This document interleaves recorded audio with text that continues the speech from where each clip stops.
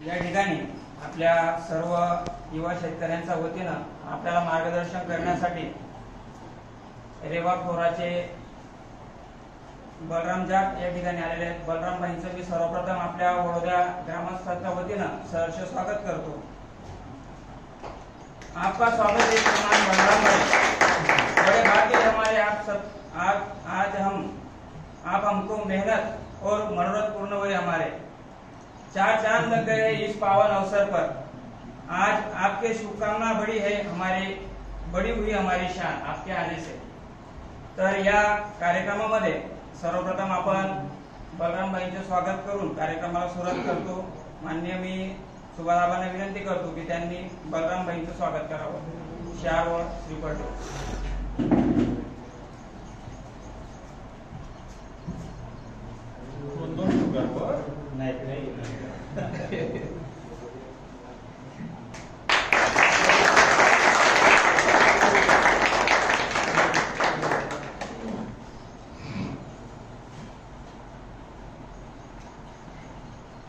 त्यानंतर आपले दुसरे मार्गदर्शक आहेत आर.के. सिंग यांचे स्वागत वासुदा यांनी करावं।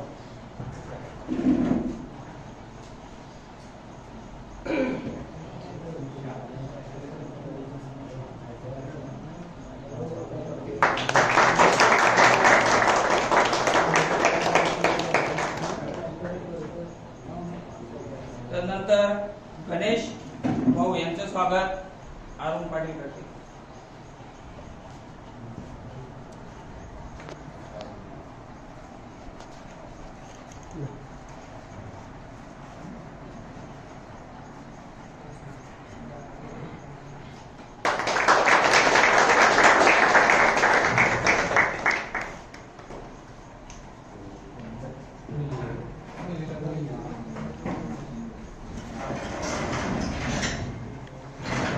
आज या आपल्या कार्यक्रमामध्ये वडोदा परिसर शेतकरी या सर्वांना मार्गदर्शन करण्यासाठी निराश्रम केडी व्यवस्थापन या विषयावर मार्गदर्शन करण्यासाठी श्री बलराम भाई या ठिकाणी आलेले आहेत। मी जास्त वेळ न घेता बलराम भाईंना विनंती करतो की भाई आप अपना मार्गदर्शन स्टार्ट।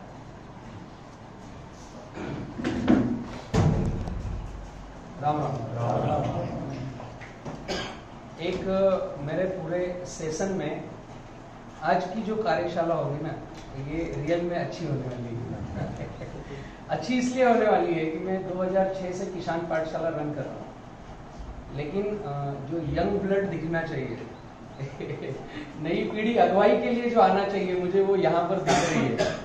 और बाबा को मैं साथ में जानबूझकर लेके आया हूँ कि पूरी टीम में सफेद बाल की कमी है, एक बड़ा पेड़ हमें चाहिए, इसलिए मैंने बाबा को बोला आपको मेरे साथ चलना पड़ेगा। बहुत अच्छा लग रहा है कि पूरा भारत सुनने को सीखने को आगे बढ़ रहा है, और जिसमें महाराष्ट्र को मैंने जहां तक समझा है, नई चीज सुनना, सीखना, कुरेद करके देखना और एडॉप्ट करना, ये महाराष्ट्र में कूट कूट के भरा हुआ है। अगर हम एमपी, महाराष्ट्र, गुजरात, राजस्थान, कर्नाटक, आंध्रा, ये जो आसपास के सारे प्रदेश देखें तो महाराष्ट्र अग्रणी है नई चीज को एडॉप्ट करने में। इसमें फायदा भी है, नुकसान भी है। कभी कभी मुंह की खाना पड़ती है, चोट लगती है। मामू बनाने वाले बहुत सारे हैं, तो चोटें लगते लगते भी महाराष्ट्र ने छोड़ा नहीं है नई चीज को एडॉप्ट करना, ये बात अच्छी है। मेरा नाम बलराम किसान है, बड़वानी मध्य प्रदेश से हूँ, आपसे 150 किलोमीटर पे हूँ मैं। और चोपड़ा में मैंने कदम रखा था 2015-16 में, और लगभग यहाँ के 70% गाँव में मैंने छोटी छोटी कॉर्नर मीटिंग किसान पाठशालाएं लगाना चालू किया था। कुछ बेल्ट आपका ताप्ती का ऐसा था जहाँ टिश्यू पर आना नहीं चाह रहे थे, कंध को ही पकड़ के रखे थे। वो एक रीजन था, उनके प्रश्न उत्तर थे जो हमने सॉल्व किए किसान पाठशाला के तहत।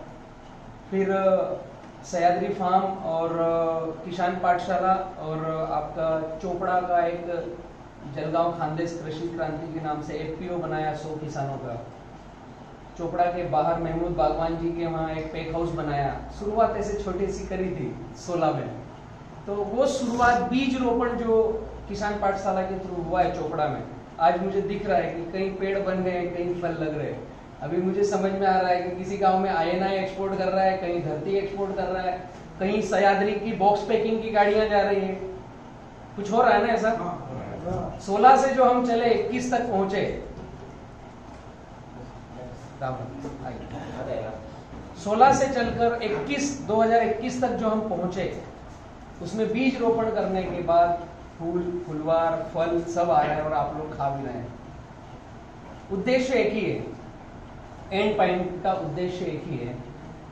पूरा भारत वर्ल्ड का सबसे ज्यादा केला उत्पादक देश है और विडंबना यह है कि एक छोटा सा मैं नाम लूं, अगर फिलीपींस, महाराष्ट्र से भी छोटा है फिलीपींस, पूरे वर्ल्ड को केला पहुंचाता है ज्यादा मात्रा में। उसकी GDP केवल केले पर टिकी हुई है। तो वो अच्छा कर रहा है, उसमें गड़बड़ी नहीं है, उसकी लाइन अच्छी है। लेकिन हमसे क्यों अच्छा नहीं हो रहा है, इसको हमें सुनना, सीखना, देखना पड़ेगा। भारत का जितना प्रोडक्शन होता है उसमें मात्र 3% एक्सपोर्ट हो रहा था जब हमने 2010 से मुहिम चालू करी। ये आज की बात नहीं है। आज आप मुझे सुनेंगे तो शायद ऐसा लगेगा कि आप बलराम भैया के साथ हम आगे बढ़ेंगे। हम चल रहे हैं 2010 से, किसान पाठशाला 2006 से है। लेकिन केले को जब मैंने पूरी कमांड संभाला और पूरा R&D किया तो 2010 में ये समझा कि मात्र 3% इंडिया से बाहर केला जा रहा है, उसको 30% पे कैसे लेके आए, 3 के पीछे 0 कैसे लगाएं। काम छोटा सा है, पीछे 0 लगाना है, लेकिन मेहनत बहुत करनी पड़ रही है। अभी 11 साल हो चुके हैं, अब ऐसा लग रहा है कि 3% से हम कहीं तो 4-5% तक पहुंचे हैं। 3% जो था आज 2021 में 6-7% तक एक्सपोर्ट होना चालू हुआ है। उसका असर आप लोगों को दिख रहा होगा। अगर एक कंटेनर आपके गांव से भर गया, बॉक्स पैकिंग हो गई, तो उस गांव के 50 किसानों का डोमेस्टिक का रेट बढ़ जाता है। ऐसा महसूस हुआ है? बोर्ड रेट चल रहा है 1200 रुपए। अगर कंटेनर या बॉक्स पैकिंग की गाड़ी नहीं बनी है तो वहां का माल कटेगा 700 रुपए में, और पिलबाग को लेंगे 500-550 में। ऐसा ही होता है ना। यही लाइन को बदलने के लिए जो हम आगे बढ़ रहे हैं उसमें आप अग्रणी रहोगे। अभी बढ़ नहीं पाए हैं, शुरुआतें हो रही है, नया रेवोल्यूशन ला सकते हैं। केला किसके किसके पास है? सभी के पास केला है। और घर से पापा ने, दादा ने किसको किसको छूट दे रखी, आप खुद डिसीजन ले सकता है। उनमें संख्या कम है, कुछ लोग इधर उधर देख रहे हैं। ऐसा होगा जब नई कमांड हम खेत में संभालेंगे तो पापा को, दादा को ऐसा लगेगा कि पैसा, केले में बहुत पैसा लगता है, दूसरी फसल से ज्यादा लगता है। तो ऐसा ना हो कि हम अंदर एंट्री करें, खर्चे बढ़ जाएं, और केले में यू टर्न नहीं है। पौधा लग गया, कल्टीवेशन हो गया, गोबर खाद डल गया, ड्रिप डल गई, मतलब पौधा लगाने से जगह ढूंढ ढूंढ कर निकालो कहीं तो। कुछ 2-3 लोगों के लिए बालकनी में है ऊपर में जगह। ठीक है, आराम से बैठिए। लगता है परिवार को कि पैसा लग जाने से रिटर्न आने को चाहिए, कई सारी ठोकरें खा चुके हैं, इसलिए वो हमेशा रुक कर चलने की ही बात करेंगे। ये जरूरी है उनका। कुछ मैं प्रश्न लेना चाहूंगा आपसे, ताकि मैं उन प्रश्नों को हल करते हुए जो आप सुनने के लिए आए हो, जो लेने के लिए आए हो, उनको भी मैं साथ में दे सकूं। और जो केले के सेक्टर में हमें पूरे भारत में रेवोल्यूशन लाना है, खास करके जलगांव में रेवोल्यूशन लाना है, चोपड़ा में लाना है, उस पर भी मैं कुछ बातें करूंगा। तो आप लोगों को केले के विषय में कुछ प्रश्न हो तो पहले वो बताइए, आपकी समस्याएं क्या है, तो उनको समझकर मैं आगे बढ़ूंगा तो शायद बहुत अच्छे से ज्यादा आगे बढ़ पाऊंगा मैं।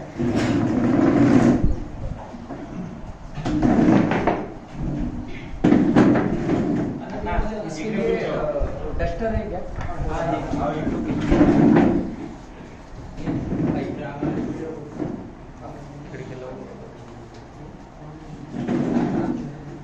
पाठशाला अभी तो चल पड़ा है।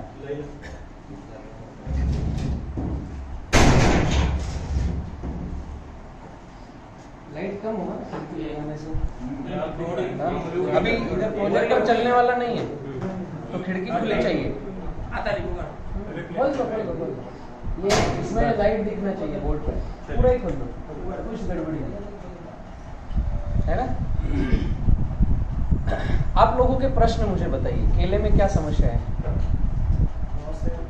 नमस्ते। हाँ सर, हमारे यहाँ कंद खेती का ज़्यादा उपयोग होता है। हाँ, यहाँ पे जो है कंद की लगवाड़ ज्यादा है। अभी हम न्यू जनरेशन है, इसलिए हम टिश्यू की तरफ बढ़ रहे हैं अभी। यस, मैं भी नया हूँ, अभी लगा रहा हूँ मैं टिश्यू का। तो सर यहाँ पे दिक्कत ये है कि हमारा शॉर्ट ज़्यादा पड़ जाता वादा है, शॉर्ट आता है, शॉर्ट आता है, केले की लंबाई कम आती है। हाँ, लाल पड़ जाता है। हम्म। उसकी वजह से जो कम रेट मिल रहे हैं हमें, उसमें दिक्कत आ रही है किसानों को। यदि आपसे हमें थोड़ा सहयोग मिल जाएगा तो बढ़िया होगा सर। ठीक है, इसके ऊपर कुछ हल निकल जाएगा तो अच्छा होगा। बराबर। ये क्यों हो रहा है? हाँ, और हमारा जो है सर, अभी हमें पता नहीं है, नए किसान हैं, आपकी वीडियो देख देख के हम प्रेरित होके हम कर रहे हैं। तो हमें अभी जो हम पौधा लगाएंगे उसका वाटर मैनेजमेंट का भी बताएंगे तो अच्छा होगा सर। ठीक बात है, एकदम ठीक। और किसी का?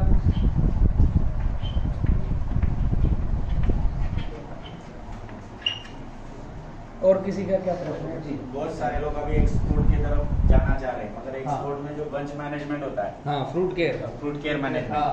उस पे ही थोड़ा मार्गदर्शन मिल जाए तो अच्छा होगा। ठीक है।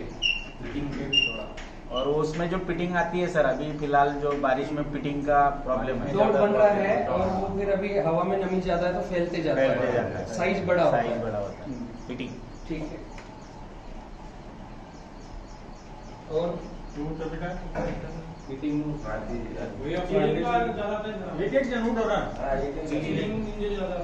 चिलिंग, ठीक है। और वह प्लांटेशन को लेके भी थोड़ी दिक्कतें हैं, बताइए। मतलब वो बेड पे लगाए या सीधे हाँ। फ्लैट लैंड पे लगाए, बेड या बराबर में या नाली में, है ना?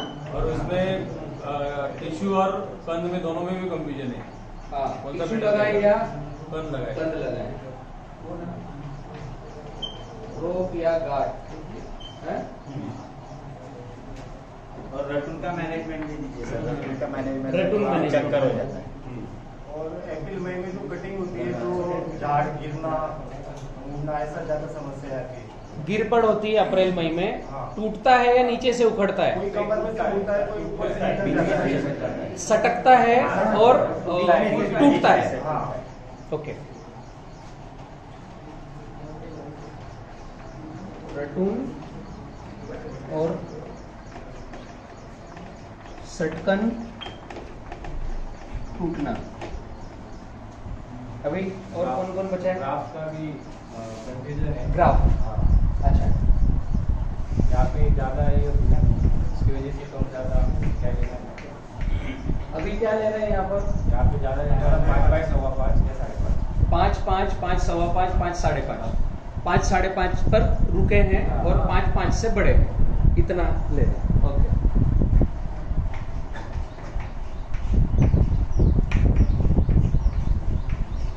ठीक। अभी और कोई बचा है जिसमें एकदम हाँ जो उठा करके खिलाता व्यापारी है, हाँ तो यहाँ पे यानी कि दिन के 4-5 लोग के पास मिलाना पड़ता है ज्यादा। व्यापारियों की संख्या कम है। अच्छा, संख्या तो ज्यादा है, मगर अच्छे व्यापारियों की संख्या कम है। अच्छे व्यापारी कम है। अच्छे व्यापारी कम है। 2 नंबर वाले ज्यादा है। व्यापारी बहुत ज्यादा है। हाँ, व्यापारी तो जलगांव में नहीं रहेगा तो कहाँ रहेगा? केला यही सबसे ज्यादा है। 2 नंबर वाली ज्यादा है। 2 नंबर वाले ज्यादा है। की मोयदा फाटावर पशी सण आपला गावना ज्या कोणी बी असतील समजा त्या काय सांगतात गाडी काढली की भाऊ अमुक नवा काय भाव सर 900 रुपये, मी तुम्हाला 700 रुपये काटी दिवस असो प्रकार चालू तुम्हाला गावमा आणि तुम्ही सर्वजण ती सहन करीली रात्रीनं काहीतरी तुम्ही हे करा पाहिजे ना. तुम्ही यंग लोक काय करणार मग की गावनं 2 लोक येडा बनवतात तर तुम्ही गोटाचे येडा बनताय. 900 वाला ना माल 700 रुपए वो काट दे रहे, वो उसको बोल रहे कि मैं तेरे को 700 में माल देता हूँ, 900 को ले कई संख्या काटेंगे फिर इनका माल हो. ये ध्यान रखना। ये ध्यान रखना पड़ेगा ना. आणि एक आता ही सर्व तरुण मंडळी आहे मग ऐकतले हो तुम्ही बी जरी संघटना कधी माली के तर काही ती बी काही हरकत नाही ना तुम्हीच करो नाही होय आपलं सर्व शिकेल पोरा क्या बॉक्स पैकिंग क्या तुम्हीच संघटना करो एखादी बॉक्स पैकिंग 200 कम में बॉक्स पैकिंग भी 200 कम में फुल भाव देते वो भी कम में दे जाते 200 रुपये का चुकीनो ना कोणीतरी तुम्ही सुतूर मग त्या जवान पाहिजे सापडावून पाहिजे बोलताना आणि मग ते नॉरे कारण पाहिजे तुम्हाला जरब तयार व्हायला पाहिजे ना या गावात तुम्ही कोण माल पाहिजे एमा विषय असो चिनो माल कमी मग काटायला ते भी कबल तो नहीं ना ये सारी चीजें जो आ रही ना काका ने जो बताया है ती नाही पण ह्या लोक बंद पडायला पाहिजे आपला मजारा लोक आपलं जो फायदो ली राहतं त्या लोक बंद पडायला पाहिजे ना मग इन्हें 4-4 दिन गाड़ियां लागते थे कमी मग काटी दे रहे थे कबल तो भी नहीं ये सारी चीजें कब ठीक होगी माल सुधरे ये सारी चीजें कब ठीक होगी जब हम इकट्ठा होंगे पहली शुरुआत क्या है हमें यूनिटी में आना है तो ये आज बहुत अच्छी शुरुआत आप लोग कर रहे हो कि यंग ब्लड आकर के बैठे हैं कि हमें केले में कुछ रेवोल्यूशन लाना है ये अच्छी बात है शुरुआत बीज रोपण हो गया ना अब आगे हम डिजाइन करेंगे बढ़ेंगे और बेहतर करेंगे उसमें कुछ गड़बड़ी नहीं है शुरुआत ही होगी इकट्ठा होने से ठीक है काफी सारे क्वेश्चन आए हैं आपके लगभग 14 प्रश्न हैं कोशिश करूंगा मैं थोड़े 14 से ज्यादा भी उत्तर दे दूंगा क्षमता चाहिए आप कितनी देर बैठते हो यहाँ पर मैं एक बार निकल पड़ा रुकने वाला नहीं हूँ ये सारे आंसर है हमारे पास धीरे धीरे एक एक को शार्ट आउट करते जाएंगे प्रॉब्लम्स निकल के आई ना तो उत्तर निकलेंगे ये बात बराबर है अभी वादा शॉर्ट होना भाव नहीं मिलना ये कहीं ना कहीं एक दूसरे से लिंकिंग है ये बॉक्स पैकिंग वाला रेट नहीं देता है अभी क्या हो रहा है बॉक्स पैकिंग उत्तर भारत में कैरेट कम हो गया है लुंगर की गाड़ी कम हो गई है जो एक्सपोर्ट हो रहा था वही उत्तर भारत को भी पसंद है क्यों कोविड आया कोरोना आया उसके बाद में सबने अपने लिए अवेयरनेस चालू करी खुद के लिए अवेयरनेस चालू करी और समझना ये चालू किया कि केले में सबसे ज्यादा पोटेशियम होता है केला एक ऐसा फल है जिसको जमीन से सबसे ज्यादा पोटाश चाहिए और जिस फल फ्रूट में पोटाश ज्यादा होता है वो रोग प्रतिकारक क्षमता बढ़ाकर रखता है हम पोटेशियम वाला फल खाते हैं तो हमारी रोगों से लड़ने की क्षमता बढ़ती है तो ये पूरे भारत ने जान लिया है और मैं भी बार बार कहता भी हूं और आज मुझे बाबा ने एक बात अच्छी याद दिलाई है मैं सुबह से बाबा के यहाँ नाश्ता किया मैंने आकर के तो बाबा और वो पोहा डाल रहे थे मैंने बोला बाबा मैं केले खा के आया हूं अभी पोहा कम खाऊंगा तो बाबा ने बोला कि ये तुम खा रहे हो तो लोगों को कब बताओगे ये बहुत अच्छा लगा मुझे एक्चुअली केला एक ऐसा फल है जो सबने सेवन करना चाहिए सुबह पोहा कचौरी जलेबी की बजाय पाम ऑयल काकड़े का तेल वो रियलिटी है उसको हम आंखें बंद करने से वो बंद नहीं होगा वही भजिया पोहा कचौरी में आ रहा है और सुबह से हम उसको जो ग्रहण कर रहे हैं वो कितनी देर बाद डाइजेस्ट होगा और हमें कितना स्वस्थ रखेगा ये पता होने के बावजूद हम जबान की सुन करके खाते हैं तो सुबह से पूरा भारत कहीं कहीं खाना चालू हो गया है इसलिए आपको उत्तर भारत में भी जो गाड़ियां जा रही है वो बॉक्स पैकिंग में जा रही है क्योंकि बॉक्स पैकिंग का वहां कलर साइनिंग अच्छा आता है तो हम लोग कम से कम जो केला लगा रहे हैं ये हमारी जिम्मेदारी है जो केला खेतों में लगा रहे हैं वो कम से कम सुबह नाश्ते में 2 से 3 केला खा लें इतनी शुरुआत हमें करनी पड़ेगी उत्तर भारत में क्या रिवाज है पता है हरियाणा चंडीगढ़ पंजाब में बहन के यहाँ जाना है ससुराल जाना है बुआ के घर पे जाना है या नई रिश्तेदारी हो रही है या दोस्त के यहाँ जाना है तो साथ में केला लेके जाते हैं 1 दर्जन 2 दर्जन लेके जाते हैं इसीलिए हमको उत्तर भारत से पैसा ज्यादा मिलता है केले का उन्होंने समझ लिया है कि शरीर को शुद्ध रखना है तो केवल केला खाना है तो हम भी तो शुरुआत करें और जिस दिन आपका पूरा परिवार सुबह से उठ करके 2 से 3 केले खाने लगेगा वो आपकी दिनचर्या बनेगी दूसरा जब खेत में हम हार्मफुल पेस्टिसाइड फर्टिलाइजर डालेंगे तो डालते समय हाथ रुकेगा यही केला मेरा बच्चा खाने वाला है यही केला मैं खाने वाला हूं तो समझ में आएगा कि मैं पेस्टिसाइड फर्टिलाइजर खेत में डालूं या रुकूं समझ में आएगा ना, मनस्थिति काम करेगी। शुरुआत करो घर से, ताकि हम रेसिड्यू फ्री पकाएं, हम खुद स्वस्थ रहें और पूरे भारत को चोपड़ा से जो भी केला भेजें, वडोदरा से जो भी केला भेजें, वो हम कह सके कि हमारे यहां का केला आपको 100% रेसिड्यू फ्री मिलेगा। रेवोल्यूशन कहां से आएगा? हम जो आपको खिलाएंगे उसमें न्यूट्रिशन देंगे, ये कब बोल पाएंगे? जब हम उस पर चलना चालू करेंगे। अभी हमें मार्केट को भी अन्न शुद्ध खिलाना है। इस साल की प्रोसेस अगर हम देखें तो बारिश आई 10 अगस्त के बाद, यहां पर तो शायद और लेट आई, हमारे यहां पर लेट आई है, और बड़वानी में 10 अगस्त को आई है। बारिश आना कब थी? 10 जून को। मैं जब 6ठी 7वीं पढ़ाई करता था 90 के दशक में, 94-95 में मैंने 9वीं 10वीं किया, 6ठी 7वीं पढ़ाई करता था, जब मेरे घर में, मेरे गांव में, मेरे खेत में 10 जून से 20 जून को बोनी होती थी। और बोनी कब होती है? जब 1 से 2 पानी पहले गिर जाए, उसके बाद में बोनी होती है कि जो गर्म ताप मिला मई में, उससे जमीन थोड़ी ठंडी हो, तन जो आना हो, खरपतवार आ जाए, फिर उसमें एक बार बखर चला करके बोनी की जाए, सोयाबीन हो या मक्का हो या कुछ भी जो भी लगाना हो। मतलब 15 जून को हम बोनी कर रहे हैं तो 2 पानी गिर गए, मतलब कि 10 जून को पानी गिर गया ना। आज 2021 में बारिश हो रही 10 अगस्त को, 10 जुलाई 10 अगस्त, 2 महीने सिस्टम आगे पीछे है। मुझे ख्याल है नवरात्रि में हम डांडिया करते थे, गरबा हमारे यहाँ मंडल चलाकर, वो ढोलक वगैरह, साज, मंजीरा सब करते थे। 2004 तक मैं नवरात्रि में सक्रिय रहा। 2004 में मेरी शादी हुई, तो फिर वो पीछे से टांग खींचना चालू हुआ। अभी घर पे रहो, ग्रस्त हो गए हो। 2004 तक मैं नवरात्रि में मंडलों में सक्रिय रहा। हम जब 2002-2005 में जब मंडल में जाते थे, तो मुझे ख्याल है कि मैं स्वेटर पहन के जाता था। और नवरात्रि कब आती है? अक्टूबर में, नवंबर में दिवाली आती है। अक्टूबर में ठंडी इतनी थी बड़वानी में कि मुझे स्वेटर पहन के जाना पड़ता था। रात को मंडल खत्म होता 11-12 बजे, 12:30 बजे हम घर आते हैं, तो हाथ के ग्लोव्स, स्वेटर और टोपा। अभी मुझे 5 साल से याद नहीं है कि मैंने स्वेटर कब पहना था। आपके यहाँ भी ऐसा हो रहा होगा ना? अक्टूबर की ठंड नवंबर में है ही नहीं, दिसंबर में है ही नहीं। ठंड आती कब है? जनवरी का पहला सप्ताह, याद करो आप।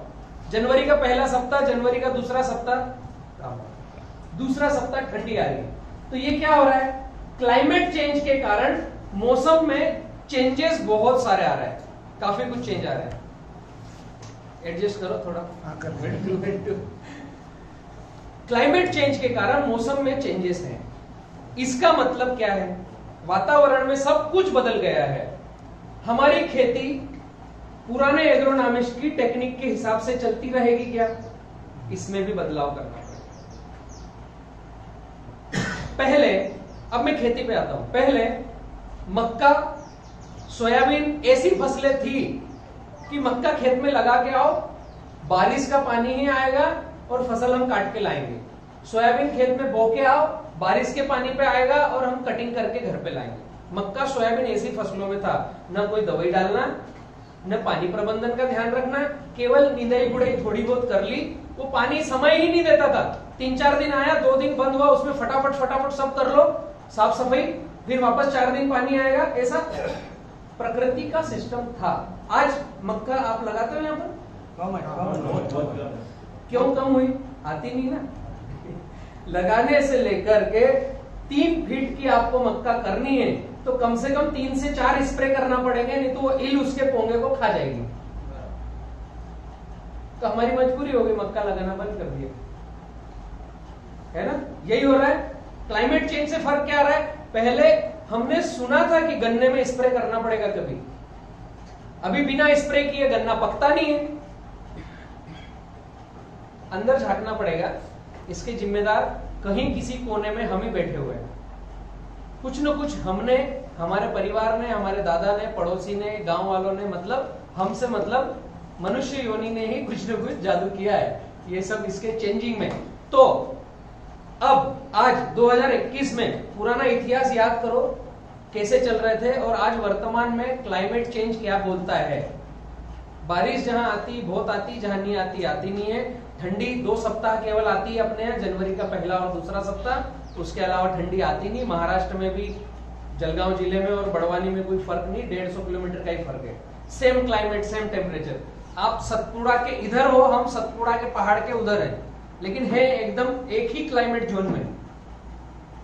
तो हमें जो अगली खेती करना है, ये जो क्वेश्चन आंसर इसके करना है, इसमें 70% प्रश्न ऐसे हैं जो क्लाइमेट चेंज से रिलेटेड है। मैं अभी अपना सेशन करते करते उसके आंसर आपको मिलते जाएंगे। 70% प्रश्न ऐसे हैं जो क्लाइमेट चेंज से रिलेटेड है, इसलिए मैंने ये बोला। और कल से नहीं, आज से केला खाना चालू करना है। कितने लोग करने वाले हैं? जो केला पका रहे हैं कम से कम उनको 3 केला सुबह नाश्ते में खुद को खाना है। पहले खुद को स्ट्रांग करो। कोरोना आएगा ही नहीं, नजदीक नहीं आएगा, बच जाएगा। मेरी दिनचर्या क्या है पता है? सुबह से मैं जब ट्रेवलिंग में रहता हूं तो सुबह से दोपहर तक मैं केवल फल फ्रूट खाता हूं, केवल फल फ्रूट, और जिसमें प्राथमिकता दे रखी केले को। दोपहर के बाद अगर समय मिला तो थोड़ा सा भोजन, वरना वो भी फल फ्रूट में जाएगा, और शाम को एक टाइम भोजन, और भोजन के पहले सलाद। आप लोग अगर स्वस्थ रहना चाहते हो तो डॉक्टर विश्वरूपम को एक बार सुनना। Doctor Vishwaroopam Chaudhary inner engineering के बारे में है। आपका स्वास्थ्य कैसा खुद आपके हाथ में है, केवल खाने की रेसिपी चेंज करना है। तो पहली प्राथमिकता है फल फूल खाओ, उसमें पहली प्राथमिकता जो हमारे खेत में होता है वो खाओ, ठीक है। अभी आगे बढ़ते हैं। कुछ कुछ चीजें इसमें समझ में आ गई है। खाना क्यों, उसमें भी साइंटिफिक रीजन। हाँ बताइए। मैं भी फार्मर लाइन में रहा हूँ। आप का मैं परिचय करा दूं। आप आर.के. सिंह हैं और इनका शुरुआती जो प्रोग्राम था मेडिसिन में, मेडिकल लाइन में, फार्मास्यूटिकल में ही इनका डॉक्टरों के साथ ही जीवन बीता है। और कई डॉक्टरों को आप ट्रेनिंग देते थे कि कौन सी मेडिकल सजेस्ट करना है, कौन सी नहीं करना है। ये अगर हम केला खा रहे हैं तो केवल पेट भरने के लिए नहीं खा रहे हैं। अभी जिनका भी मतलब होमोग्लोबिन कम है वो नमक के साथ अगर लेते हैं तो पहले टेस्ट करा लेना कितना होमोग्लोबिन, और 1 महीने बाद टेस्ट कराना, इसलिए खाना है। सभी चीजें हैं, थोड़ा थोड़ा इस पे समय बिताएंगे तो हमें पता चलेगा। ठीक है, हम आगे बढ़ते हैं। 5x5, 5x5.5 बीमारियां, शायद जो मूलभूत बीमारी है उसका किसी ने जिक्र नहीं किया। आपके क्षेत्र में सबसे बड़ी बीमारी करपे की। सिगाटोका एक करपा है। दूसरा करपा, अभी जैसे धूप अक्टूबर हीट चालू होगी, पत्तों के ऊपर धब्बे बनेंगे, छोटे छोटे चट्टे। सिगाटोका आता है नीचे से, चट्टा बनता है ऊपर से। दोनों को भाषा शैली में ग्रामीण किसान कहता है करपा। नीचे से सिगाटोका आ रहा है, वो भी ऊपर से जो अभी अक्टूबर हीट में आता है, ये जो नीचे से भाप निकलती है वो ऊपर चिपकने लगती है, तो करपे के पोट बनने लगते हैं। कोई भी प्लांट बीमार कब होगा, कोई भी व्यक्ति बीमार कब होगा, जब उसकी बॉडी टॉलरेंस नहीं रहेगी, कहीं ना कहीं उसे रोगों से लड़ने की क्षमता में कमतरता आएगी। मतलब केला जमीन से पोटास कम उठाएगा तो बीमार ज्यादा पड़ेगा। सरल शब्दों में केले को सबसे ज्यादा पोटास चाहिए, केले को सबसे ज्यादा पोटास चाहिए। केले का रेशो क्या है? ये बात बहुत अच्छी लगी, आप पेन डायरी लेकर के आए हो कुछ लोग और नोट बुक में नोट करोगे, बहुत अच्छा है। ये हमेशा के लिए अंदर जाने वाला है। जो जो सेशन मेरा सुनता है ना, मैं उनको बोलता हूँ, जो यूट्यूब पर भी सुनते हैं उनको बोलता हूँ कि आप हेडफोन लगा के सुनो, तो डायरेक्ट अंदर गया, बाहर की आवाजें आना बंद। दूसरा, पेन और पैड लेकर बैठो, जो अच्छा लगा उसको लिख लो। तो क्या हुआ, स्क्रीन पे देखा, अभी आप मुझे देख रहे हो, कानों से सुना, पेन से लिखा, तो अभी क्या लिखा, जो भी लिखा वो बोला आपने ना 5x7, तो आप बोल रहे हो, आंखें देख रही है, उंगली लिख रही है, ये पूरा का पूरा छपने वाला है। जो छप गया वही खेत में अमल होगा। तो केले का जो रेसिपी है फर्टिलाइजर का, वो कैसा है, NPK-MgSO4। ये जो रेसिपी है ये है 365 945। ये 50 टन केला खेत से निकल के बाहर जाएगा तो वैज्ञानिकों ने एक ये सूत्र बनाया है कि वो जमीन से क्या लेता है, कितना लेता है। तो नाइट्रोजन, फास्फोरस, पोटेशियम और मैग्नीशियम, ऐसा ग्राफ बनता है। तो नाइट्रोजन कहां पर है और पोटास कहां पर है, ऐसा इतना 3 गुना फर्क है, 300 की बजाय 900। तो ये जो डिसीज आ रही है ना, सीगाटोका बहुत आ रहा है, करपा बहुत आ रहा है, छोटी छोटी सी जो डॉट बन रही है, अभी सीएमवी बहुत आ रहा है ना।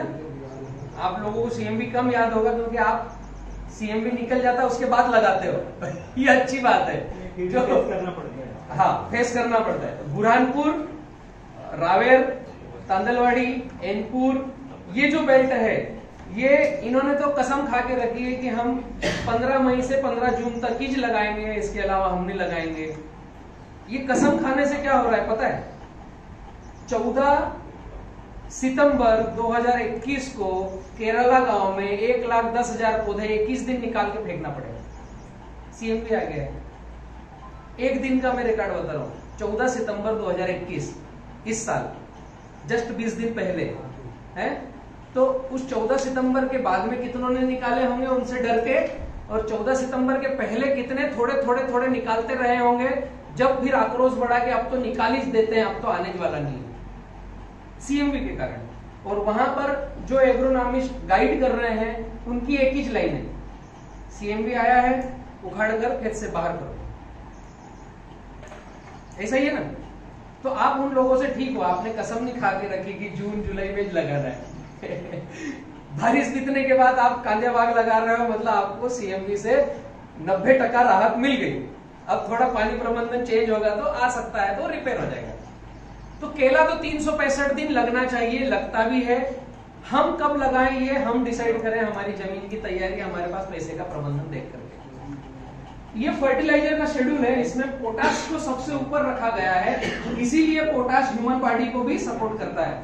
और हमें खेती ऐसी करना चाहिए कि पोटाश जितना डले पौधा सारा उठा ले, जमीन में रुके ना।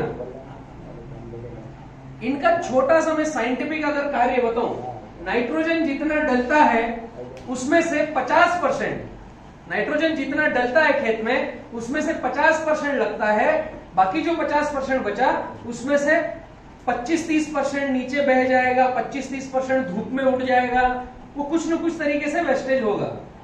अभी फास्फोरस, नाइट्रोजन हुआ कितना लगता है, फास्फोरस जितना हमने डाला 20% लगता है, 80% फिक्स होगा जमीन में, 20% लगेगा उसका जो फॉर्मेट है।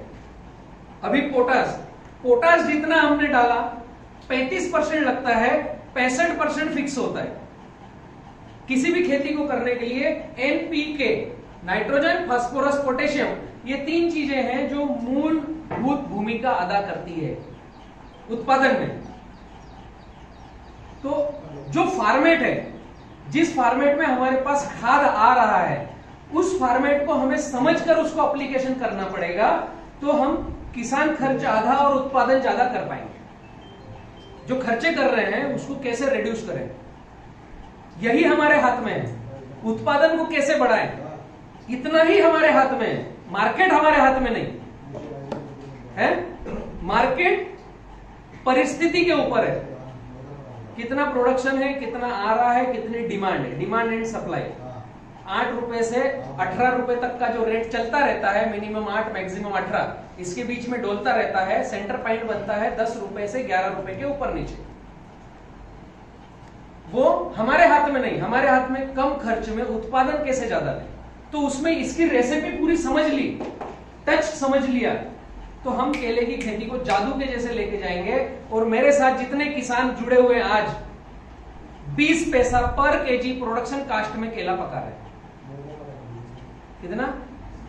20 पैसा पर केजी प्रोडक्शन कास्ट हमारी फील्डों पर है।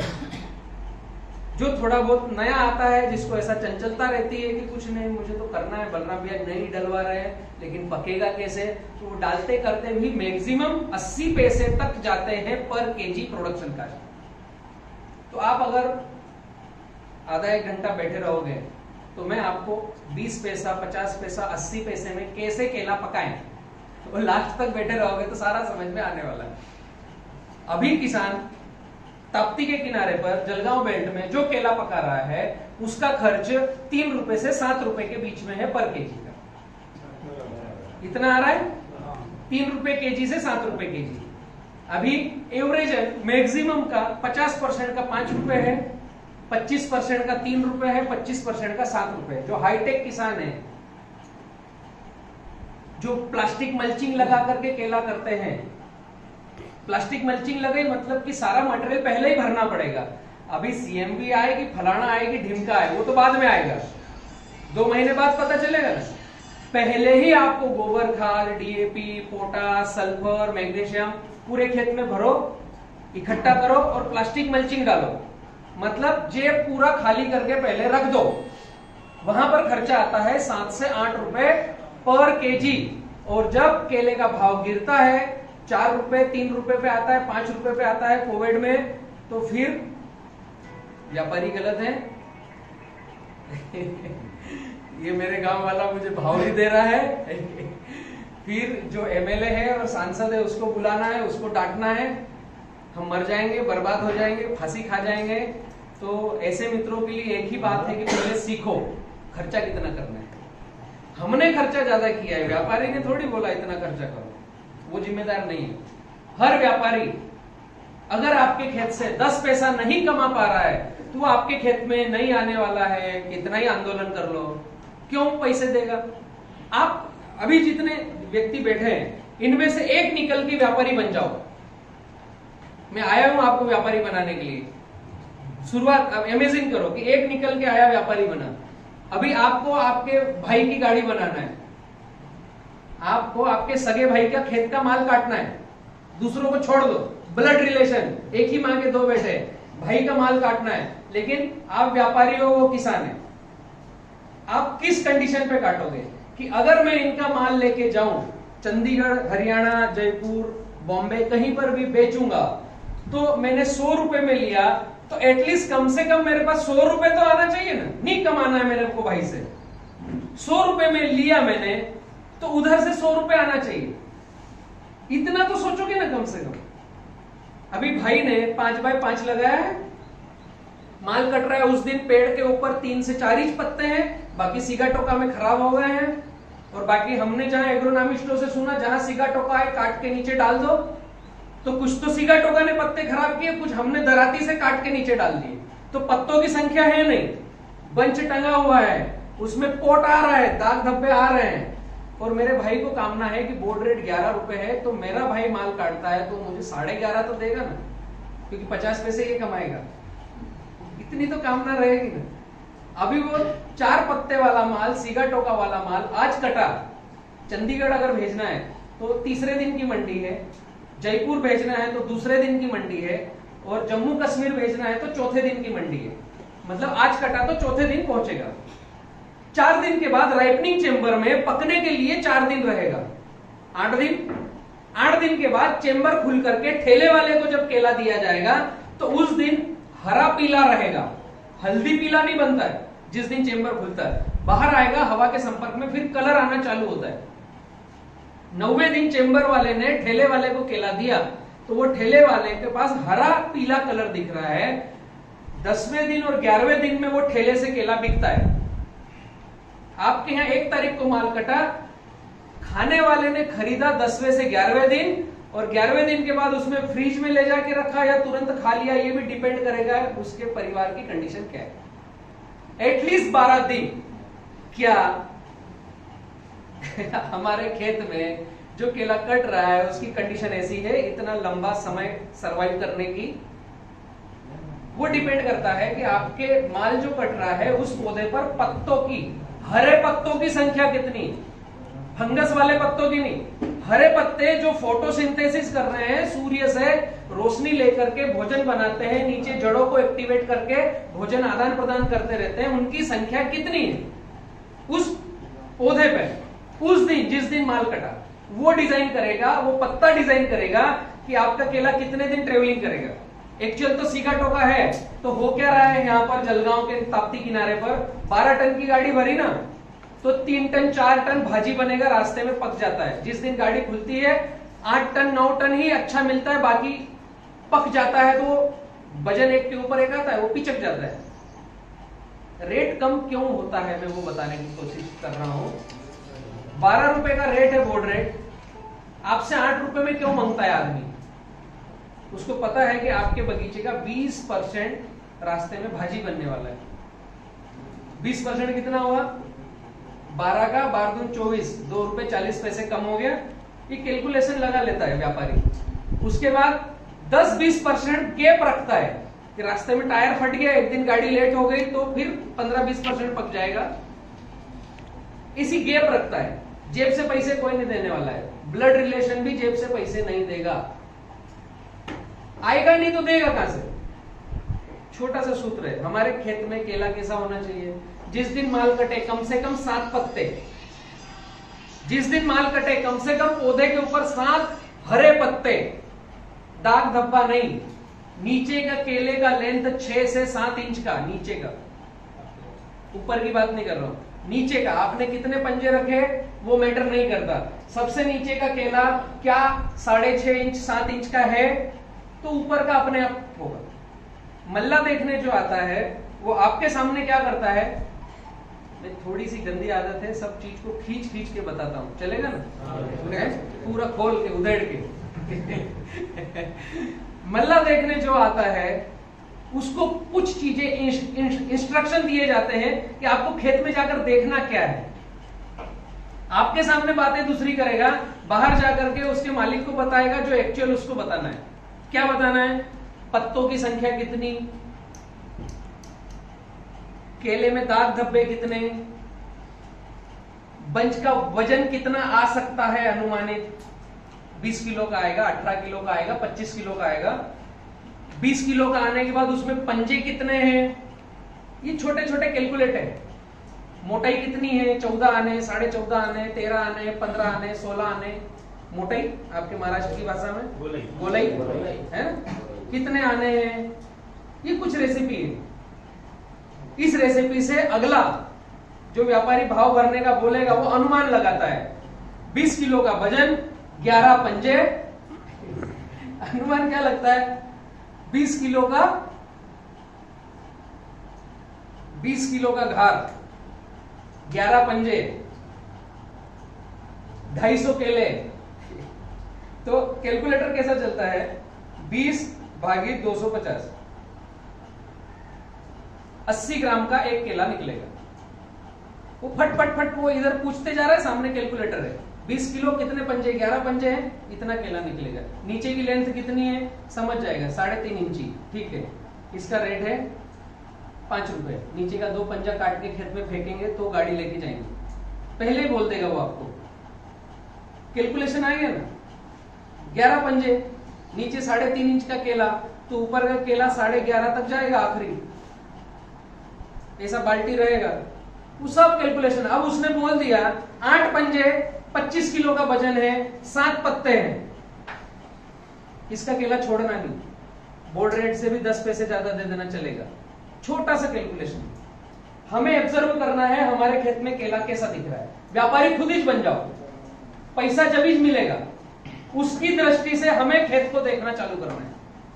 तो ये कैलकुलेशन जब बिक्री के समय आए, उसके लिए शुरुआत में क्या करना पड़ेगा, वहां से चलते हैं। आखिरी में ले जाके बिठा दिया आपको मैंने। शुरुआत में यहां पर 5x5, 5x5.5, 1750 पौधे, 1600 पौधे। कोई थोड़ा सा बुद्धिजीवी है, 100 में से एक आध, उसने 5x6 पे लगा दिया। संदीप भाई जैसे निकल के थोड़े से बाहर आ जाते हैं, हाईटेक हो जाते हैं, तो 5x6 पे लगा देते हैं। अभी भी छलांग लगाना बाकी है, थोड़ी सी गैप है, 5x6। तो 5x5 से 5x6 ठीक है। 1750, 1600, 1450 इतने पौधे आते हैं। अभी केले का